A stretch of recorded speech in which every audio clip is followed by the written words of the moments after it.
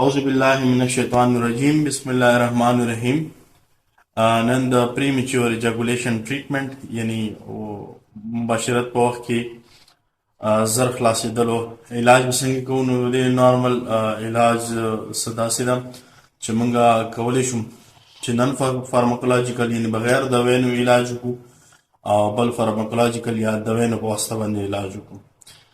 تر ټولو نه خو مخکې دا خبره یاد ساتئ چې خپل الله تعالی سره خپل تعلق پیدا کړئ. 5 وخته مونځ ریګولرز کوئ. کم وخت چې تاسو اراده وي د کوروالي نو هغې نه مخکې چې کوم دي ګرم شیان نه پرهیز ساتئ او کوروالی چې کوم دی تاسو د شپې په اخره برخه کې وکړئ. بل دا چې کوشش وکړئ چې کوم ستاسو ته ډپریسنګ سمټمز دي او ستاسو پرفارمنس خرابوي هغه لرې کړئ. دې نه علاوه یو خاص ټکنیک دی چې هغې ته سټارټ اینډ سټاپ ټکنیکس وایي. مطلب دا چې کله کوروالی شروع کوي بیا چې کله پوهېدئ چې نزال ته نږدې نو بیا ودرېږئ او بیا شروع کوئ. او بل د کوم دی سکویز پاس ټکنیکس، مطلب دا چې دا نیول کېږي او د دې ویډیوګانې الریډي په یوټیوب باندې شته دي. سټارټ اینډ سټاپ ټکنیکس وګورئ او کولی شئ چې سکویز پاس ټکنیک هم تاسو وګورئ. بل چې کوم دی که یو ځل انزال وشي که هغه زر وشي نو کوشش وکړئ سیکنډ اټیم ایټ کوایټس، مطلب دا چې دویم ځل د کوروالي هڅه وکړئ چې دویم ځل د تاسو کوروالي سټارټ کړئ نو بهتر انشاءالله او هغې سره به ستاسو پری ایجاکولیشن نه مخه نیول کېږي بلکې هغه به ټایم خلي. بل د کم د پټۍ چې کوم دي دا مسلز چې کوم دي د دې خپل ورزشونه دي چې دا خپې سیده نیول کېږي، بیا خپو داسې اوچت خپې مضبوطي والی او بیا چې کوم دی په سر داسې فکس کېږي.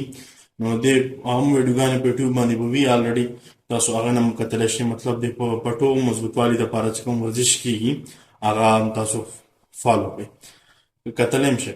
که چېرته تاسو دغه ورزش سره او کوم ریس فیکټرز دي هغې لرې کېدو نه بغیر هم ستاسو دا مسله وي 1 منټ نه زر مخکې خلاصېږئ نو بیا خامخا ډاکټرانو ته ډاکټر سره متوجه لاړ شئ، کنسلټیشن وکړئ. یورالوجي ډاکټر سره هم کنسلټیشن کولی شئ، سایکاټري ډاکټر سره هم کنسلټیشن کولی شئ. نو دا څو میډیسن دي چې دا ډاکټرانو دپاره دي هغې کې تاسو ټاپیکل ډیسنټسایډنګ ایجنټس دي چې هغې کې لوډوکاینز 2.5% اینډ پریلوکاینز 2.5% میل دپاره دي چې دا پاسه پې لګول کېږي چې لږ ډیډې شي. هغې نه علاوه سلیکټیو سیروټیني ریپټیک انهیبیټر یا SSRI دوايانې دي چې هغه ډاکټران په پوهېږي دا سیټ کول ورسره پکار دي. ورسره ټرای سایکلیک انټي ډپریسنټس ډرګس هم کولی شي چې دې تاسو د کوم مسله چې دی یو حادره کمه کړي.